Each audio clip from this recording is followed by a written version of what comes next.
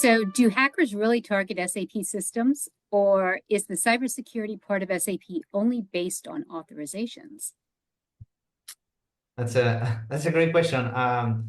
Well, I just need to go back a few days in the past to give you examples of hackers actively targeting SAP applications. And this is very recent. And these past 2 or 3 weeks have been very busy for me and my team. Basically, working with our customers, working with SAP customers, working with SAP itself, like really bringing awareness around what these threat actors have been doing. But yeah, they understand SAP technology more than we think they do. And that has been proven by this latest active exploitation. They developed a very custom exploit for SAP, and they've been using to compromise SAP applications. So there is very deep knowledge on SAP technology on the bad guys side, right? These threat actors, and they are using it to compromise applications, and that led to many bad outcomes. But it's important to understand that and that this is happening, and we need to be purposeful to prevent and be well positioned in the case of a critical vulnerability, of an active exploitation, or someone trying to break into our organization. I can add, I think, on that one, because even the SAP landscape, the threat landscape has evolving to more cloud, right? The time has gone, because all within a firewall, it was all internal systems, right?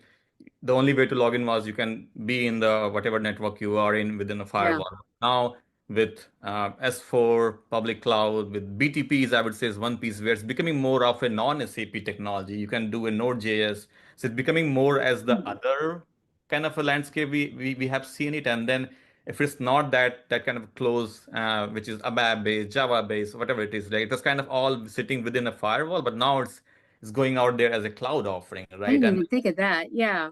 It's becoming more so all those old state and local guys with closed systems are probably safer.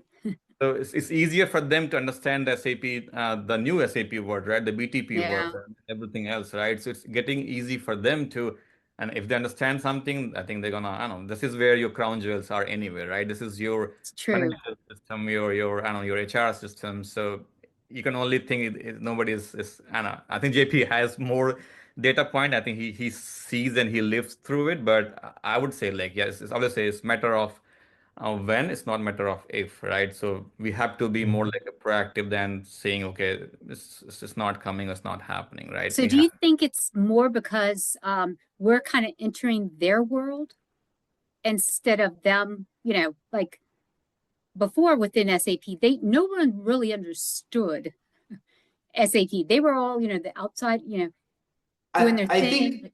Now we're kind of, I think there is a little bit of that. Before, it was everyone was running SAP applications on premises behind the firewall, and that was also a strong misunderstanding of organizations saying, no, these applications run behind my firewall. I'm okay with this because I keep this under control.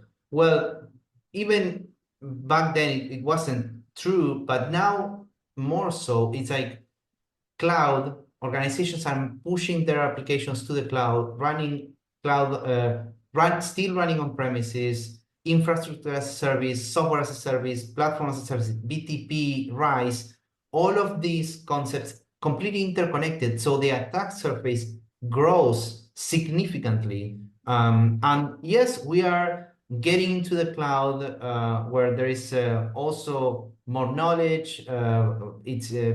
Hackers and threat actors understand this technology, but they also understand SAP standard technology as well. So there is more knowledge about this, all of these building blocks that are ultimately building our SAP landscape. So yeah, I would say, Kendall, to your point, there is a little bit of that as well in this more interconnected world of SAP on RISE, on-premise, all over.